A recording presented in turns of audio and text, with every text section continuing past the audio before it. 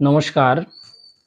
আমি আজ অষ্টাদশ অধ্যায়ের ৬৫ নং শ্লোকের অ্যা থেকে আমি আলোচনা করছি। আমরা শ্রী গীতার যে অ্যা কথাগুলো আমরা এখানে গ্রহণ করি, আমরা সেইভাবে আমাদের জীবনটা চালিত করি।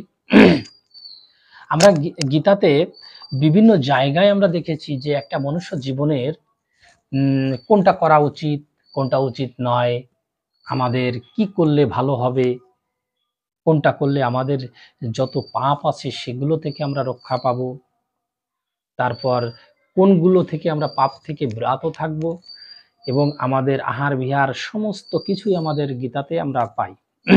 এখন তারপরেও কি হচ্ছে, আমরা সে পথে চালিত হচ্ছি না। তাই এইখানে অষ্টাদশ অধ্যায়ের ৬৫ নং শ্লোকে বলছে, সর্বশেষ এসে ১৮ অধ্যায়ের শেষের দিকে এসেও আমার গোবিন্দের একটা সংশয় থেকে যাচ্ছে যে তারপরেও হয়তোবা আমি পাচ্ছি না বোঝাতে। আমার এত করে তাদের বোঝানোর পরেও মনে হয় আমি পাচ্ছি না। তাই বলছে যে দেখেন, মত মনা ভব মদ ভক্ত মদ জাজি মাম নমস্কুর মাম এ বৈশ্বাসী সত্যান্তে প্রতিজ্ঞান হি প্রিয় সীমে। এখানে বলছে যে হে অর্জুন, তুমি আমার প্রতি মন যুক্ত হও, আমার প্রতি মন যুক্ত হও, আমার ভক্ত হও, আমার পূজা করো, আমাকে প্রণাম করো। এরূপ করলে তুমি অবশ্যই আমাতে প্রাপ্ত হবে। আমি তোমার কাছে একথা সত্যি প্রতিজ্ঞা করছি, কারণ তুমি আমার অত্যন্ত প্রিয়। এখানে বলছে যে তুমি আমাতে মনটা দাও, আমার দিকে মনটা দাও, আমার ভক্ত হও, আমার পূজা করো, আমায় প্রণাম করো। তার এইগুলো করলেও তুমি আমাকে প্রাপ্ত হবে। একেবারে সহজভাবে, মানে এইখানে আপনাকে এমন কিছু করা লাগবে না যে এইটা না করলে ওইটা হবে, ওইটা না করলে ওইটা হবে। আমি এখন কাজ করছি, এখন কৃষ্ণ নাম করব কিনা, আমি এখন খাচ্ছি, এখন কৃষ্ণ নাম করব কিনা, আমি এখন বাথরুম থেকে আসলাম, আমি অসহজ, আমি এই মুহূর্তে ফুল তুলতে পারবো না, আমি পূজা দিতে পারবো না, এত অজুহাত না, এত দরকার নাই।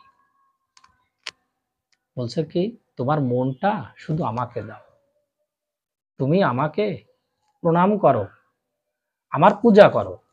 এখন উনি কোথাও বলি নাই যে আজকে শরীরটা ভালো না, আজকে ভালো লাগছে না, আমি পূজা দেওয়া যাবে না, এরকম এরকম একটা অজুহাত, মানুষের একটা অজুহাত। তোমার মেন হচ্ছে কি, ভক্তিটা রাখতে হবে। তাই বলছে যে আমাকে তো দামি গাড়ি বাড়ি টাকা পয়সা সোনা দানা তো আমি চাচ্ছি না।